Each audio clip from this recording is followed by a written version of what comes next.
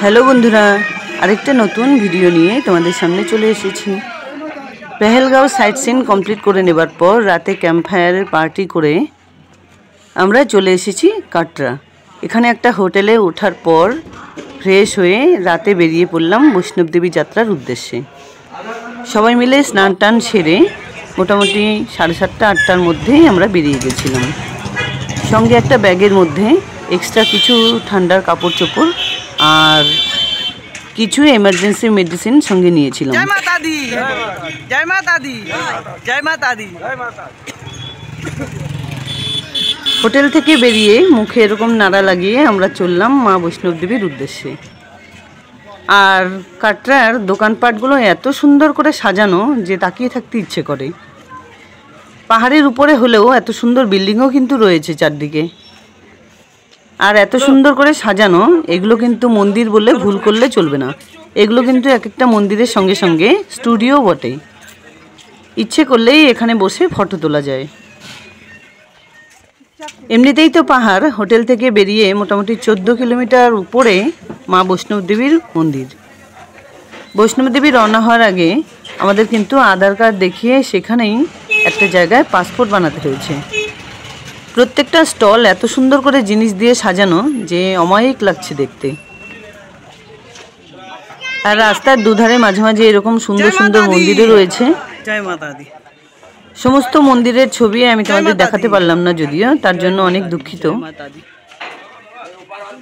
আর রাস্তার দুধারে রয়েছে এরকম লাঠি আর মাথায় পেট্টি বাঁধবার জন্য অনেক রকমের জিনিস। আমরা একটা দোকান থেকে প্রত্যেকে একটা করে লাঠি নিয়ে নিলাম। নেবার সময় 20 টাকা করে নিল, বলল রিটার্ন দেবার সময় 10 টাকা ফেরত দিয়ে দেবে। কিন্তু রিটার্ন দেবার সময় 10 টাকার ফেরত দেয়নি, ওরা মা বৈষ্ণবদেবীর ছবি দেওয়া একটা কয়েন দিয়েছিল। একে অপরের মাথায় পেট্টি বেঁধে যে যার মতো লাঠি নিয়ে কিছুটা দূর হাঁটছি, আবার একটু একটু করে বসছি। যে পাহাড়ে মা বৈষ্ণবদেবীর মন্দিরটি রয়েছে সেটির নাম ত্রিকুট পর্বত। আর পাহাড়ের গা ঘেঁষে এত সুন্দর চওড়া রাস্তা, অবিশ্বাস্য, না দেখলে বিশ্বাসই করা যায় না। নিচের টাউনটা দেখো, মনে হয় তারা দিয়ে সুন্দর করে সাজানো। দল বেঁধে একসাথে বেরোলাম ঠিকই, যতই উঠছি হাঁপ ধরে যাচ্ছে। একদিকে সিঁড়ির রাস্তা রয়েছে, আরেকদিকে এরকম সমতল রাস্তা। রাস্তা থেকে চাঁদ দেখা যাচ্ছে দেখো, আর চারদিকে হাজার হাজার এরকম ঘোড়া সওয়ারি করে সবাই যাচ্ছে।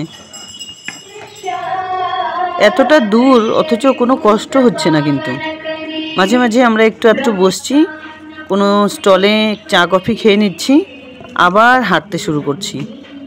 আর সারা রাস্তা ধরে মায়ের ক্যাসেটের এরকম নতুন নতুন গানও চলছিল, খুব ভালো লাগছিল। 4-5 ঘন্টা ধরে হাঁটতে হাঁটতে মোটামুটি 12:30-1টার মধ্যে আমরা মূল মন্দিরের মেন গেটের কাছে পৌঁছে গেছি।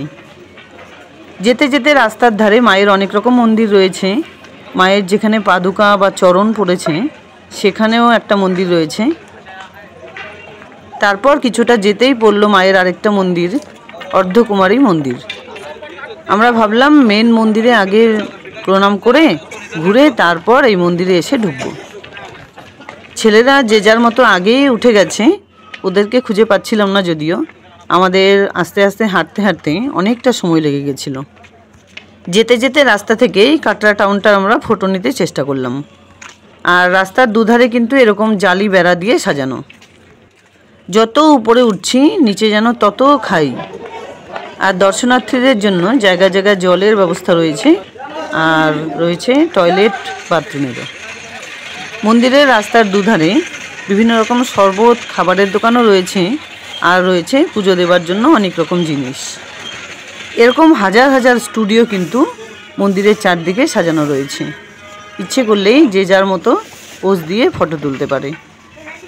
অসংখ্য ঘোড়া আমাদের গা ঘেঁষে কিন্তু চারদিক দিয়ে চলে যাচ্ছে। দেখো এখানে আরেকটা মন্দির রয়েছে। এখানে মা সরস্বতী বৈষ্ণবদেবীর আরেক রূপ, তার মূর্তি রয়েছে। তার সঙ্গে ভেতরে মা দুর্গার মন্দিরও রয়েছে। বয়স্করা যারা পায়ে হেঁটে উপরে উঠতে পারে না, তাদের জন্য রয়েছে এরকম 4 বাহকের ডুলি। খুব সুন্দর করে ওরা স্টেপ বাই স্টেপ উপরে তুলে নিয়ে যায়। এত স্টুডিও রয়েছে যে সবকটার ফটো আমি নিতে পারিনি। মনে হচ্ছিল যেন সবটাই যদি ক্যাপচার করতে পারতাম তো খুব ভালো হতো। সারা জীবনের জন্য মেমোরি রেখে দিতে পারতাম।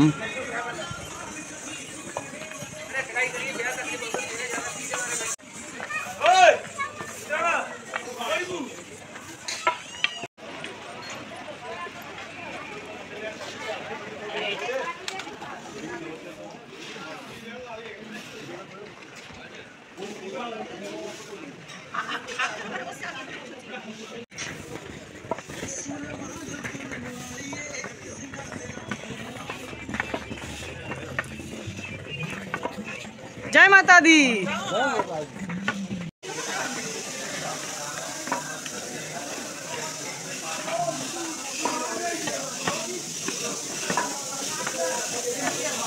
এটা একটা মন্দির, এখানে মায়ের চরণ পাদুকা রাখা রয়েছে। আমরা ফেরত আসার সময় এই মন্দিরটি দর্শন করে তারপর বেরোবো। তারপর যেতে যেতে আরেকটা মন্দির পড়বে, অর্ধকুমারী মন্দির। মন্দির ঘুরে আসার পর যাদের পা ব্যথা হয় তাদের জন্য রয়েছে এরকম ম্যাসেজার মেশিন। হাজার হাজার মেশিন কয়েকটা দোকানে সাজানো দেখলাম, খুব ভালো লাগলো দেখে। মা বৈষ্ণব দেবীর অনেক মাহাত্ম্য রয়েছে, হয়তো ভিডিওটা বানাতে বানাতে তোমাদের সঙ্গে কিছুটা শেয়ার করতে পারবো। আমরা কিছু দূর হাঁটছি, আবার মাঝে মাঝে বসে একটু রেস্ট নিয়ে আবার হাঁটতে শুরু করছি। দেখো আমরা অনেকটা উপরে উঠে গেছি, তার থেকে কাটরা টাউনটা দেখতে পাচ্ছ। মনে হয় যেন তারার মালা সাজিয়ে রেখেছে কেউ। তার মানে বুঝতে পারছো আমাদের হোটেল থেকে আমরা কত উপরে উঠে গেছি। মন্দির দর্শন করে যারা রিটার্ন আসছে তাদের কাছে শুনে কিছুটা সাহস পাচ্ছি। বলছে এই আর কিছুটা, এই আর কিছুটা, এই বলতে বলতে অনেকটা রাস্তায় হাঁটতে হলো। নাহলে 14 কিলোমিটার হেঁটে উপরে ওঠা, আবার 14 কিলোমিটার নিচে নামা, চারটিখানি কথা নয় কিন্তু। হাঁটা পথে দর্শনার্থীদের সঙ্গে তাল মিলিয়ে ডুলি, ঘোড়া বা পেট্রা বলে একটা জিনিস রয়েছে, সেটাও কিন্তু চলছে।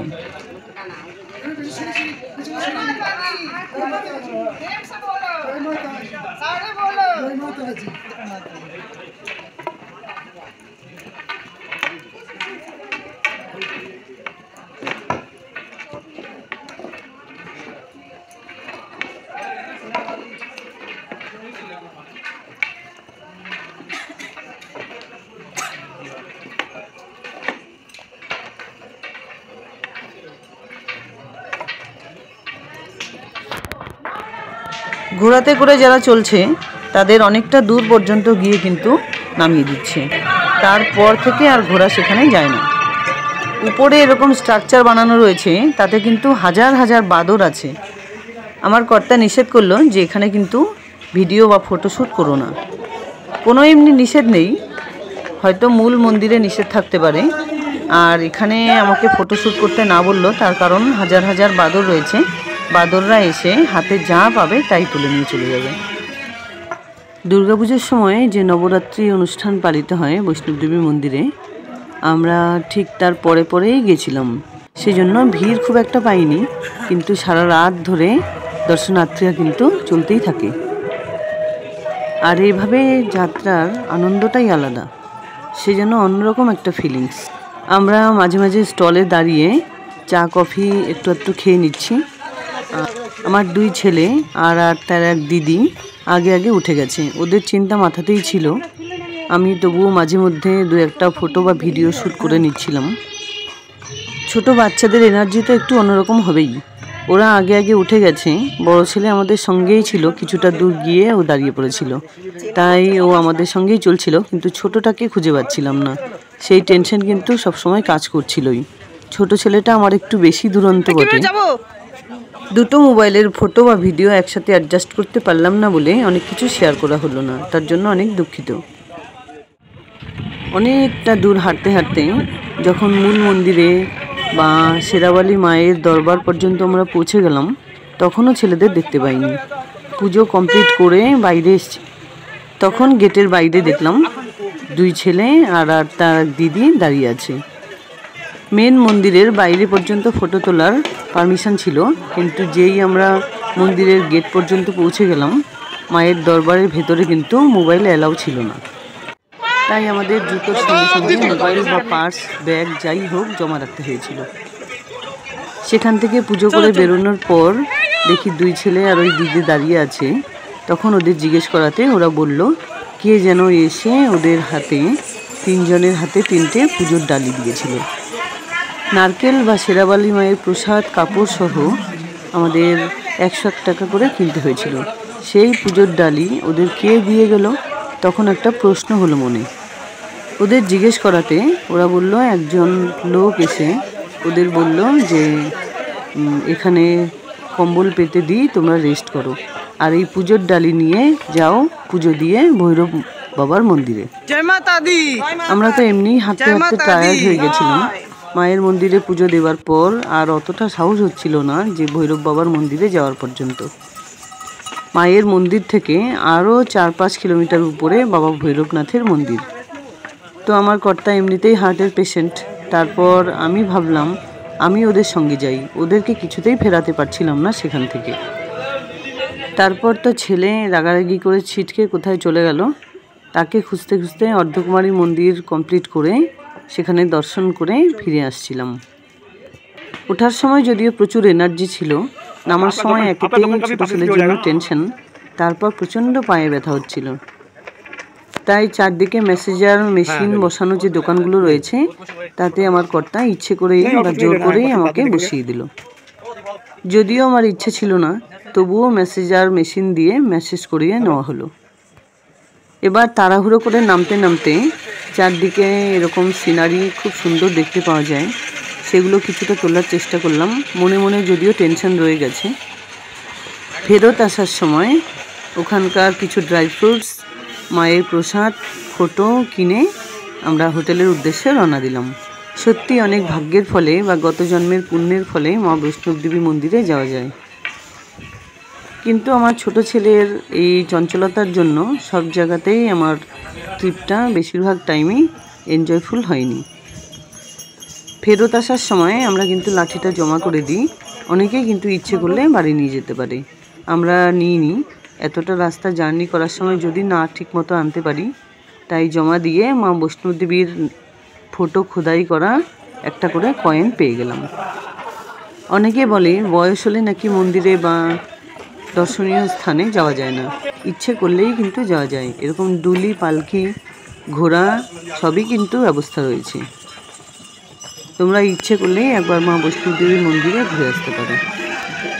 আমরা কতটা উপরে উঠেছিলাম, একদম নিচে আসার পর তার পাশের ছোটোখাটো কয়েকটা পাহাড়ের ছবি নিয়ে নিলাম। এবার অটো বা টোটো করে হোটেলে রওনা দেব। যদি ভিডিওটা এতটুকু ভালো লেগে থাকে তাহলে প্লিজ লাইক, শেয়ার, কমেন্টস করে আমার পাশে থেকো, আর চ্যানেলটাকে সাবস্ক্রাইব করে নিও এরকম নিত্য নতুন ভিডিও পাওয়ার জন্য। হোটেলের পাশ দিয়ে দেখো কত বড় লম্বা লাইন বৈষ্ণবদেবী মন্দিরে যাওয়ার জন্য। হোটেলে এসে দেখি 2 ছেলে হোটেলের সোফাতে আরাম করে শুয়ে আছে। ওরা নাকি সকাল 7টা সাড়ে 7টা নাগাদ ঢুকেছে। তারপর আমরা নিশ্চিন্ত হলাম আর মা বৈষ্ণবদেবীকে মনে মনে প্রণাম করলাম।